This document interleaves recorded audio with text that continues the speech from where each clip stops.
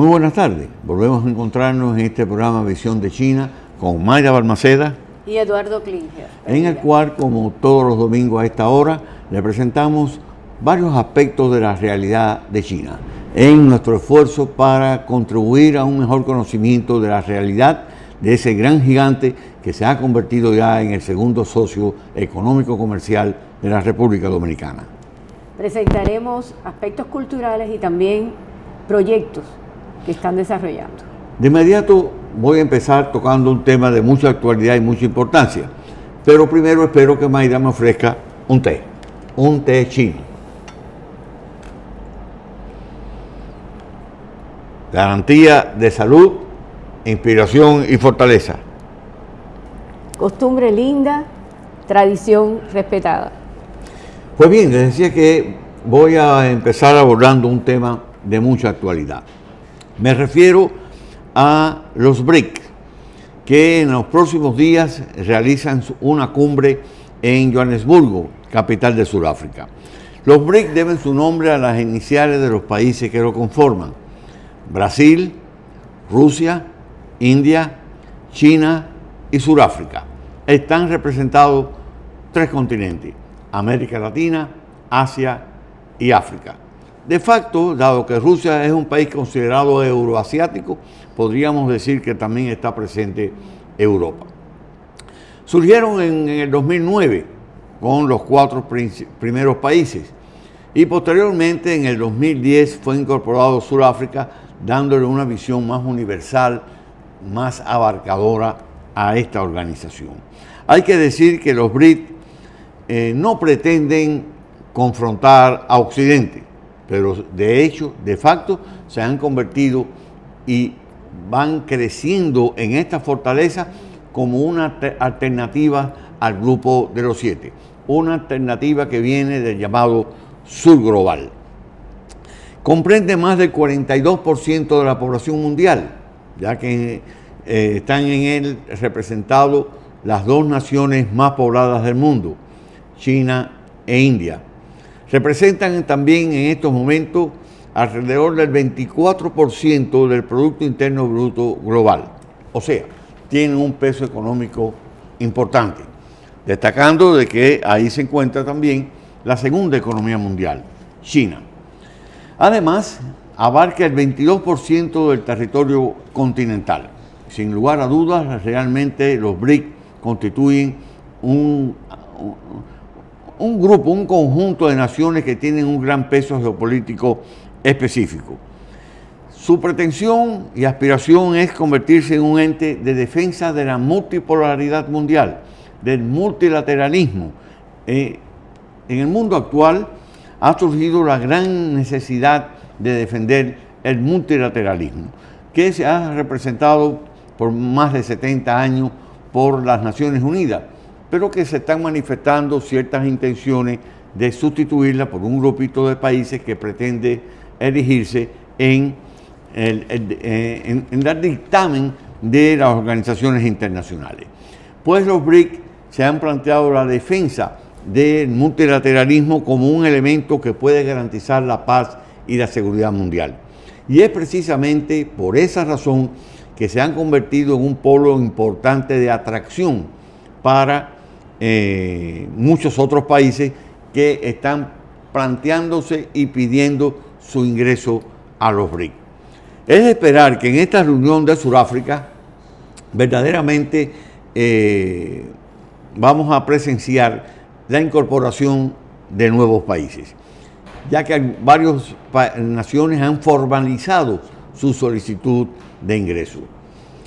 Verdaderamente los BRIC cayeron más recientemente en un limbo donde perdió proyección, fundamentalmente porque a partir de la llegada al gobierno de Brasil, de Jair Bolsonaro, un hombre de extrema derecha, muy alineado con los dictámenes y las políticas de Trump, pues los BRIC perdieron resonancia y proyección. Era tal el alineamiento de Jair Bolsonaro con Trump que la prensa norteamericana en determinado momento estuvo comentando que Bolsonaro y Trump habrían llegado a un acuerdo de intercambio de hijos en el sentido de que el hijo mayor de Bolsonaro sería nombrado embajador en Washington y Donald Trump Jr., el mayor de Trump, sería embajador en Brasil. Esto no se concretó, pero es un ejemplo del alineamiento que tenía Jair Bolsonaro con Donald Trump, que se expresó también en el seguimiento a las opiniones y negacionismo de Trump con relación al COVID-19. Pero bien, una vez que Luis Ignacio Lula da Silva ha vuelto a la presidencia de Brasil, pues nuevamente los BRIC han tomado una gran fuerza. Y por otro lado, el banco New Development Bank, el nuevo banco de desarrollo, que es el banco que han creado los BRIC también desde el 2015, para su dirección ha sido designada Dilma Rousseff, la política que sustituyó a Lula en la presidencia de Brasil y que fue después derrocada, se puede decir literalmente, por un golpe de Estado palaciego que le creó un expediente que llevó a que su vicepresidente asumiera la presidencia de Brasil. Los BRIC priorizan la fortaleza de la independencia de los países del llamado sur global. Y sin lugar a dudas, el surgimiento del nuevo banco constituye un elemento alternativo a las políticas del FMI que no pocas veces constituyen un ahogo a los intentos de los países del sur de consolidar su fortaleza. Muchos recuerdan que una vez que Mauricio Macri en Argentina ganó la presidencia y sacando al peronismo del poder, el FMI le concedió a Macri el préstamo más grande que jamás haya concedido, cerca de 50.000 millones de dólares, que todavía en Argentina están averiguando qué se hizo con él. Macri ha dicho que con él lo que se hizo fue pagarle a los bancos para que le siguieran dando préstamos a Argentina. Pero bien, los BRIC, sin lugar a dudas, han resultado un elemento muy atractivo en estos momentos.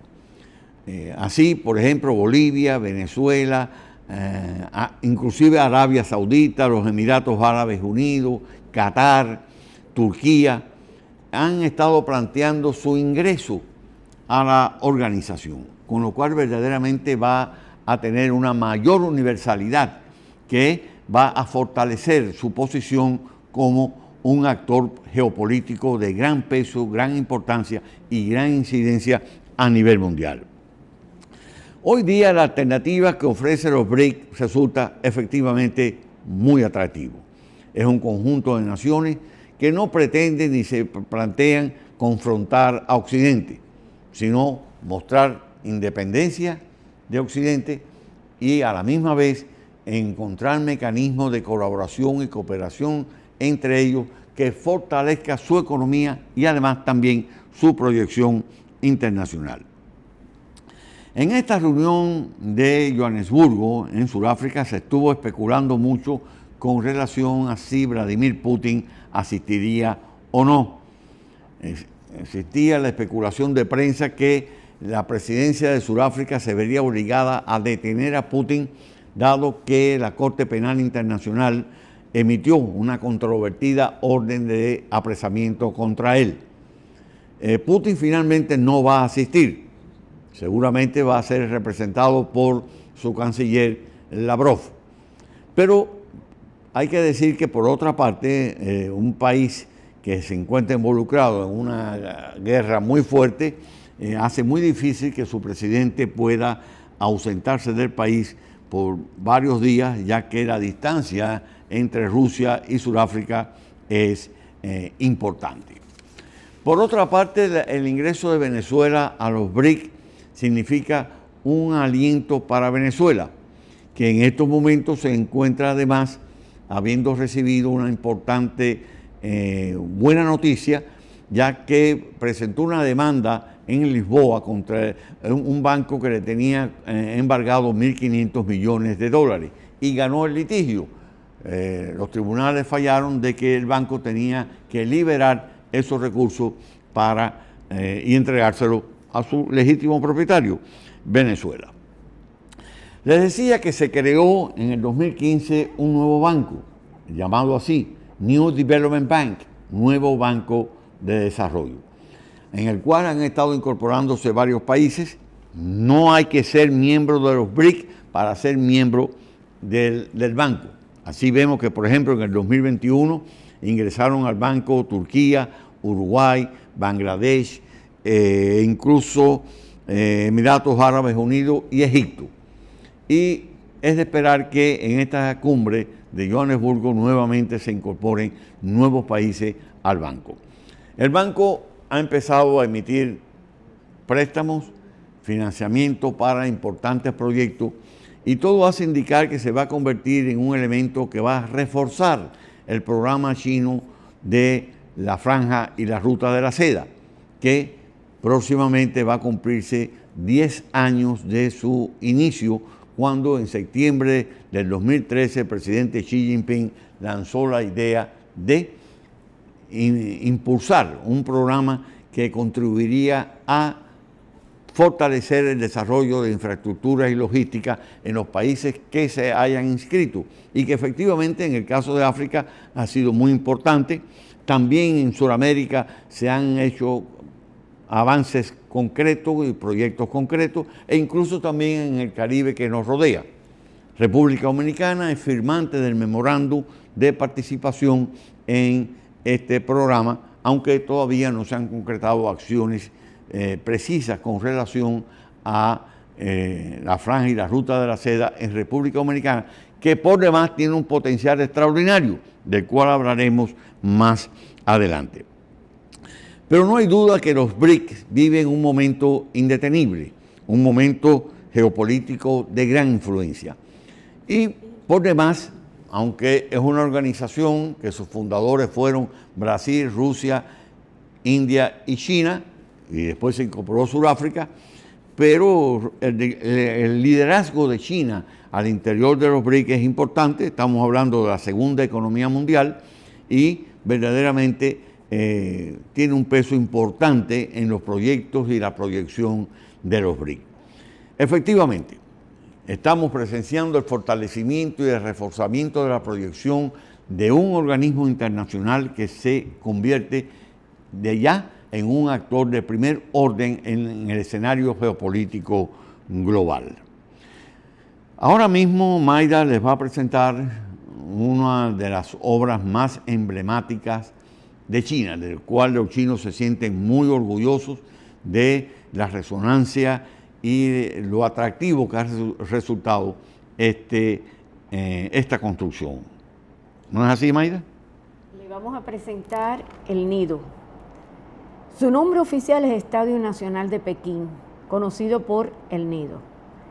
La construcción del nido comenzó en el 2003 y terminó en el 2008. Fue una construcción con el propósito de los Juegos Olímpicos y Paralímpicos del mismo año 2008. Se empleó nuevamente en el 2022, tanto para los Juegos Olímpicos como para los Paralímpicos. Se encuentra al norte de Pekín, en el distrito Chanyang, ubicado en una pequeña elevación a 8 kilómetros del centro de Beijing. El propósito fue la construcción de una obra para llamar la atención a la población, donde se realizaran actividades culturales y públicas y se llenaran así los espacios vacíos de esa parte de la ciudad. Para resaltar la importancia de esta obra, fue ubicado en el eje norte-sur, donde también se encuentran la Ciudad Prohibida, la Plaza de Tiananmen y el Templo del Cielo. Al planificar su creación en el 2002, fueron convocados arquitectos de varios países o de muchos países para su concurso de diseño. Se unificaron los arquitectos que habían ganado el premio Pritzker, o sea, Premio Anual de Arquitectura. los de Herzog y Meuron, estudio suizo de arquitectura. El arquitecto chino Lin Xinggan, que tiene premios nacionales, internacionales y un premio mundial, que junto a Eurosport, diseñadores británicos expertos en el desarrollo de construcciones sostenibles, y el Grupo de Investigación de Diseño y Arquitectura de China, todos en conjunto lograron ganar este concurso. La idea surgió cuando vieron una pelota entrecruzada con hilos. Es cuando esta motivó por la creación aleatoria de la estructura en su entrelazado. Surgió entonces la propuesta de un entrelazado de acero. Veamos en esa foto el entrelazado inicial, o sea, un proyecto inicial de entrelazado para la construcción, por supuesto, externa. El Estadio Nacional forma parte del Centro o Parque Olímpico de Pekín. Es conocido como el nido de pájaro por su apariencia, sus entremezclados como si fueran ramas en forma de cuna, lo que hacen las aves. Y ahora vemos una imagen con el entrelazado de acero, una estructura realmente interesante. La estructura esta es la más grande creada en el mundo. El peso ligero está combinado con la fortaleza del metal. Son 110.000 toneladas de acero de la mayor pureza del país. Los pilares de 37 pies bajo tierra, inyectados con hormigón, soportan las fuerzas horizontales que provocan la estructura. Tiene 24 puntos de anclaje, con las columnas de 100 toneladas de peso cada una. Los puntos de soldadura significaron todo un reto, con aplicaciones reiteradas, con distintas fuerzas hasta alcanzar el propósito necesario. Estas vigas alcanzan una longitud de 36 kilómetros del material. Es considerado el estadio de mayor complejidad en construcción del mundo, una de las maravillas de la ingeniería mundial.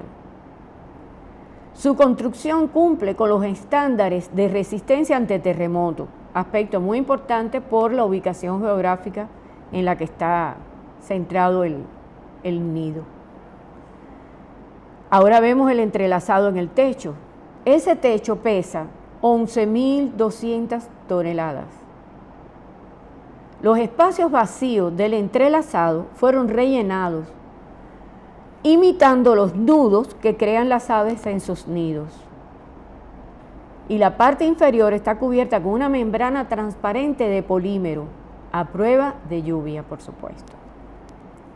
La membrana ayuda a la iluminación de la instalación, reduciendo los reflejos y sombras que las luces internas provocan. Igualmente tenemos la imagen del nido desde lejos. Es verdaderamente linda la obra, es impactadora. Al observar el nido, parece un cuenco, algo así como esto, ovalado pero largo, en forma redondeada con un entramado. Ocupa 350 metros de largo, 220 metros de ancho y 69.2 metros de altura. En total, 250.000 metros cuadrados ocupa la instalación. Tomaron en cuenta el cuidado y protección de la naturaleza. Se utiliza la energía solar en todas las áreas. La instalación también recoge agua para ser utilizada en el riego y limpieza del lugar. Veamos ahora el vestíbulo. La entrada del vestíbulo alcanza 12 metros de profundidad. que por su decoración conforma el frente o fachada del lugar. Este espacio es abierto, se disfruta de la naturaleza, del aire libre, y es donde asisten los visitantes para disfrutar de restaurantes, bares, tiendas y pasearse por esos caminos también entrelazados. Esta área es el espacio entre la ciudad y el centro deportivo, área de disfrute para la gran población, cumpliéndose así el propósito inicial del proyecto.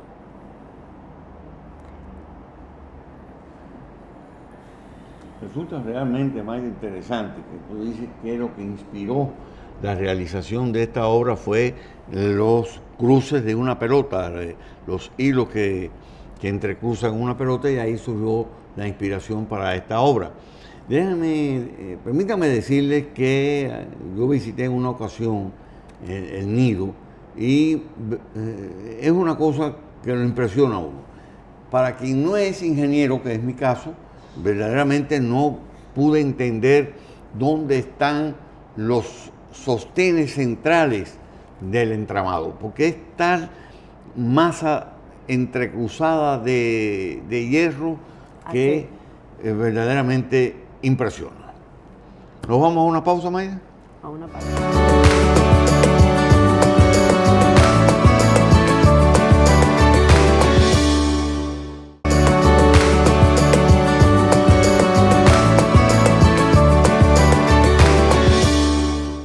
Nuestro momento musical, algo interesante también, la flauta más grande que tiene China. Oigamos. Bueno, verdaderamente grande la flauta esa. Necesitó ayuda de otras muchachas que le ayudaran a sostener la flauta. Es que la versatilidad de la instrumentación musical china es muy grande.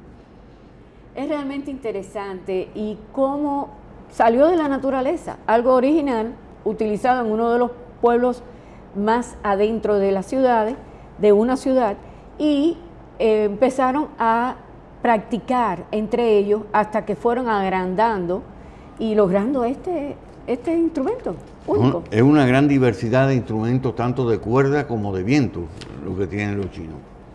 Hay un tema de mucha importancia. Es un tema económico, pero que se usa y se utiliza, y muchos en el mundo tienen que constantemente hacer referencia a él, me refiero al Producto Interno Bruto. Hay muchas especulaciones, malinformaciones, manipulaciones sobre el Producto Interno Bruto de China. Hay una realidad. Cuando en 1978 China abrió su proceso de reforma y modernización de la economía y empezó a tener unas tasas de crecimiento verdaderamente impresionantes, creciendo a 11, 12, 14% anual, y durante toda una década un promedio de crecimiento del 10%, pues esto arrojó a China a una proyección mundial impresionante. En el 2000, viniendo ya de más de 20 años de modernización y reforma de su economía, China tenía el sexto lugar en la economía mundial. 10 años después, era ya la segunda economía. Muchos habían pronosticado de que sería para el 2018-2020 en que China pasaría a ser la segunda economía mundial. Verdaderamente lo fue en el 2010, desplazando a Japón, que por más de 50 años había estado ocupando el segundo lugar en la economía mundial. Hay que señalar que no es lo mismo crecer un 10% de una economía de gran magnitud. Por ejemplo, Estados Unidos jamás podrá crecer un 10% partiendo de lo que es la economía norteamericana hoy día. Es difícil para Estados Unidos crecer ni siquiera un 4%. En el 2021 creció un 5%, producto que se venía de la gran depresión que había provocado la pandemia. Pero en la medida que la economía china ha ido creciendo, pues lógicamente su tasa de crecimiento ha ido bajando también. Recientemente, hace 3 días, el presidente Biden utilizó unas cifras equivocadas que sin lugar a dudas sus asesores lo informaron mal, y esto motivó a que inclusive, por ejemplo, la agencia Bloomberg, del multimillonario Bloomberg, que fue alcalde de Nueva York y que tiene una agencia de información, le rectificara al presidente esos datos. Pero posteriormente también la prensa norteamericana lo ha señalado. Porque en este cuadro que le estamos presentando podemos ver cómo se ha comportado la economía china en los últimos 5 años. Ustedes lo van a ver aquí en pantalla ahora, cómo se ha reflejado esto. En el 2018, China creció un 6%, un crecimiento al que solamente la India se le acerca. Ninguna gran economía del mundo se acercó a esos niveles. Bueno, en el 2018 fue 6,7%. En el 2019 fue 6,0%. En el 2020, el año de la pandemia, China creció 2,2%, un gran bajón, pero fue la única economía avanzada que creció, porque todas las economías habían estado sufriendo el impacto de la pandemia. Pero que China en aquel momento de manifestación de la pandemia en el país, logró controlarla inicialmente muy temprano, y por lo tanto su comportamiento de la economía fue notorio, aunque fue un 2,2%. En el 2021, el crecimiento de China volvió a impresionar al mundo, 8,1%. Ningún país se le acercó a ese nivel de crecimiento. En el 2022 creció un 3%, pero fue la economía que más creció entre las economías avanzadas. Fue una caída importante por la caída que tuvo la economía de manera global. Estamos en el 2023 y hay unas serias complicaciones económicas globales. Todo indica, según algunos economistas, que para finales de este año la Unión Europea va a caer en una depresión importante, y hay mucha especulación sobre si Estados Unidos va a tener recesión este año o el próximo año. Ahora, ¿qué ocurre?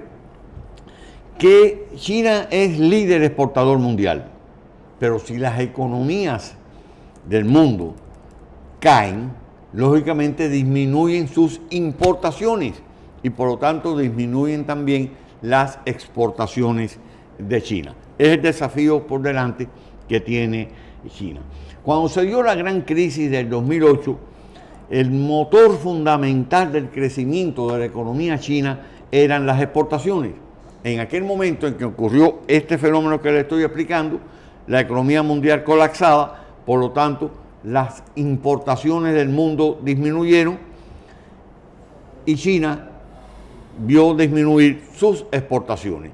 ¿Qué hizo China? Pues invirtió cuantiosos recursos en las zonas todavía más atrasadas para sacar gente de la pobreza, estimular el consumo, y a partir de ese momento surgió en China lo que ellos llaman la economía dual. O sea, el motor de la economía china hoy día son las exportaciones y el consumo. Hay que decir que el motor de la economía norteamericana es el consumo, que se convierte verdaderamente en un elemento que estimula el surgimiento de la economía. Al irrumpir el año 2023, China pronosticó que este año crecería un 5%. Los chinos se han caracterizado por ser prudentes en sus proyecciones. Sin embargo, el Banco Mundial, el Fondo Monetario Internacional y la Unión Europea desde el primer momento pronosticaron que el crecimiento de China estaría muy por encima del 5%. Hay que decir que algunos pueden sospechar que China infla sus datos y demás, que en el mundo de hoy nadie puede engañar a los organismos internacionales. El nivel de entrelazamiento, de acoplamiento que hay entre las grandes economías, la presencia de la economía digital no permite engañar.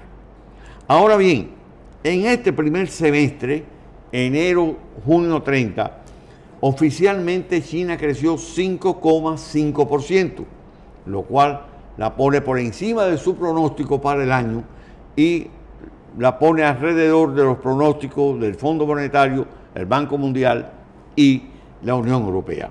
Ahora vamos a ver otra tabla que preparé, también basada en información del Banco Mundial, donde podremos ver la correlación entre el Producto Interno Bruto de Estados Unidos y China. Uno de los temas de hoy día es si China se habrá de convertir o no en la primera economía mundial.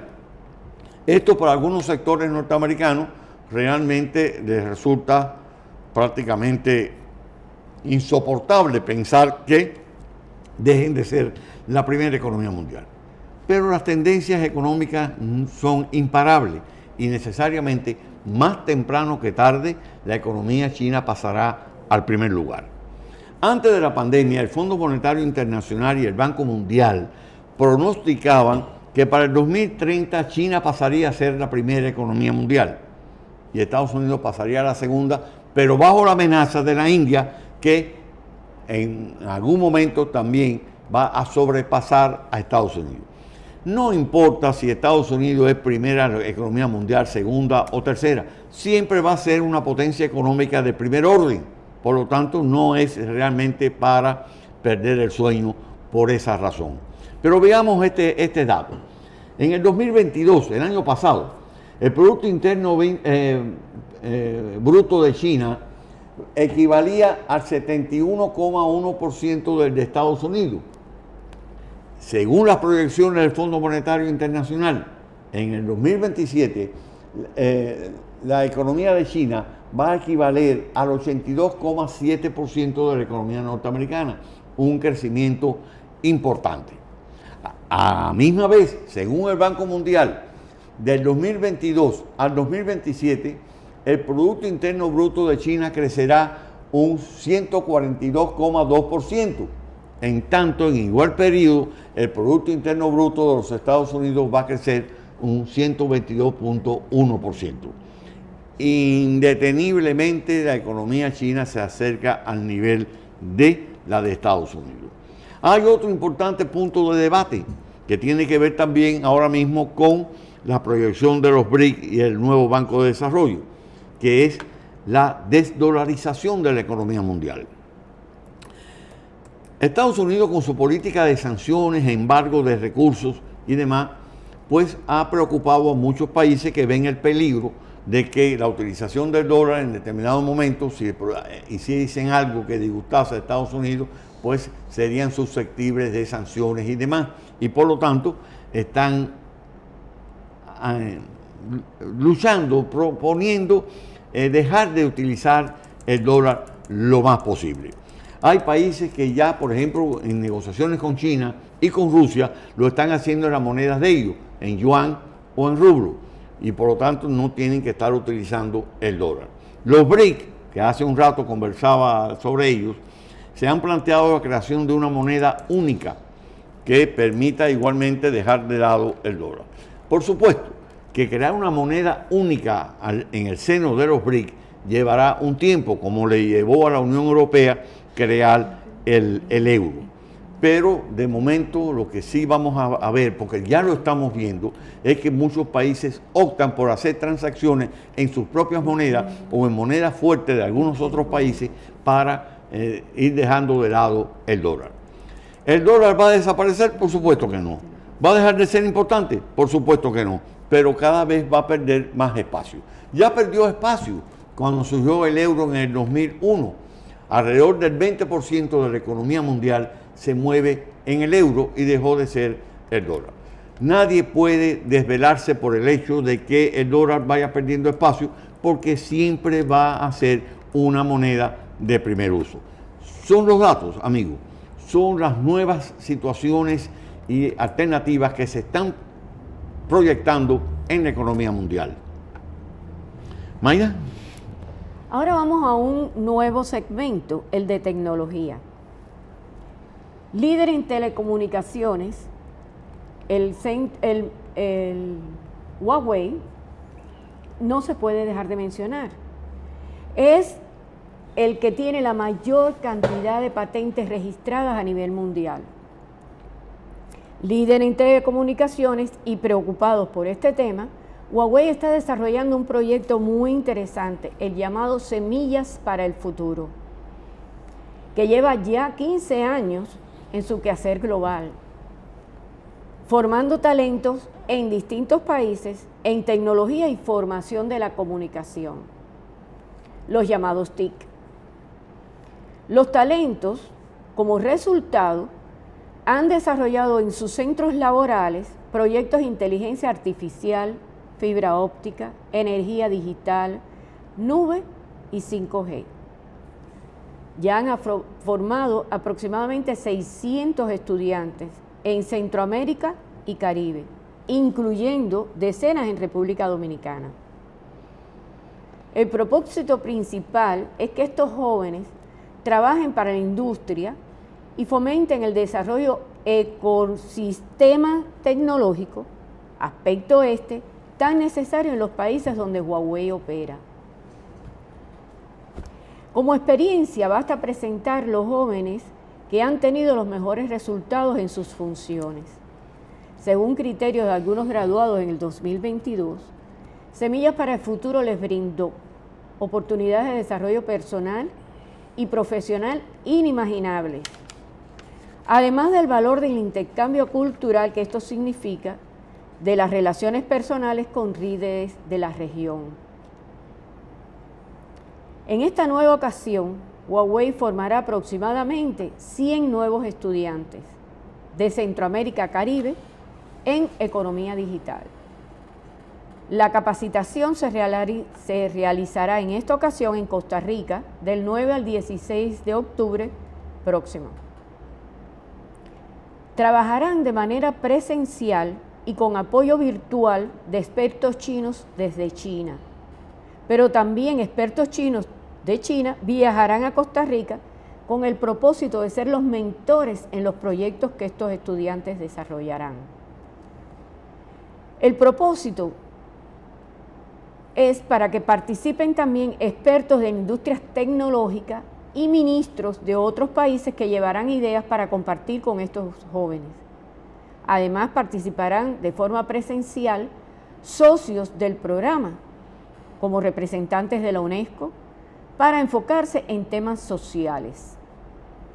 Y contarán con la participación de la Universidad TEC de Monterrey, que enfocará el liderazgo y las habilidades necesarias para lograr que el proyecto verdaderamente funcione. Destacan las posibilidades de que jóvenes de Venezuela puedan viajar a Costa Rica también para participar en esta capacitación. La participación será de 10 estudiantes por países de esta región. Se toma en consideración que estos estudiantes serán recién graduados o graduados a punto de terminar o en carreras de término en sus profesiones.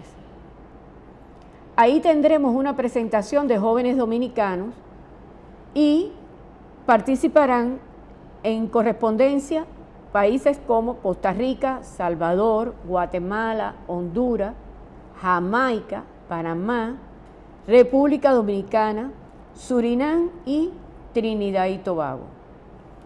Es un programa de formación profesional sin precedentes.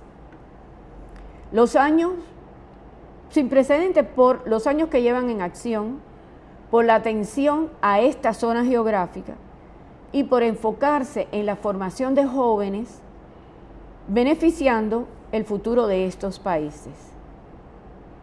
Para Huawei, Semillas para el Futuro es el programa insigne de responsabilidad social corporativa que desarrolla. Verdaderamente esa imagen que estaba ahí del stand de Huawei, que más que un stand, es el salón que presentó Huawei en la feria que se acaba de celebrar en Barcelona sobre telecomunicaciones internacionales. Es un salón propio de una empresa que es líder a nivel mundial. Acabo de ver un dato de que en el primer semestre las ganancias de Huawei crecieron un 3,1%, ascendiendo, Mayra, a 43.400 millones de dólares. Es verdaderamente un gigante de la tecnología y un gigante corporativo de primer orden. Felicitemos a Huawei. Y ahora disfrutemos de un momento musical.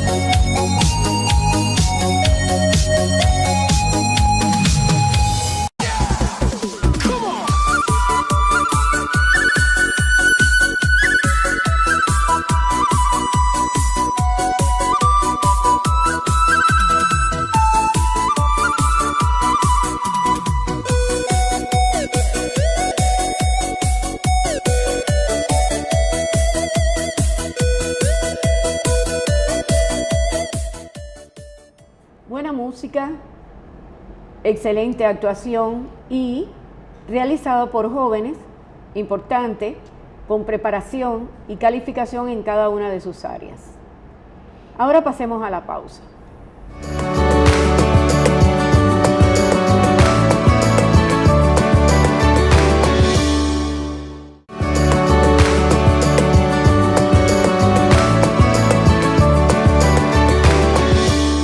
Cerramos con nuestro programa con Confucio y su frase siempre educativa. Si tu plan es 1 año, siembra arroz. Si tu plan es de 10 años, siembra árboles. Si tu plan es a 100 años, educa a los niños. Reflexiones de Confucio que siempre nos traen un mensaje de vida. Para pensar, para interiorizar y para poner en práctica. Hagámoslo. Nos vamos. Hasta el próximo domingo. Hasta el próximo domingo.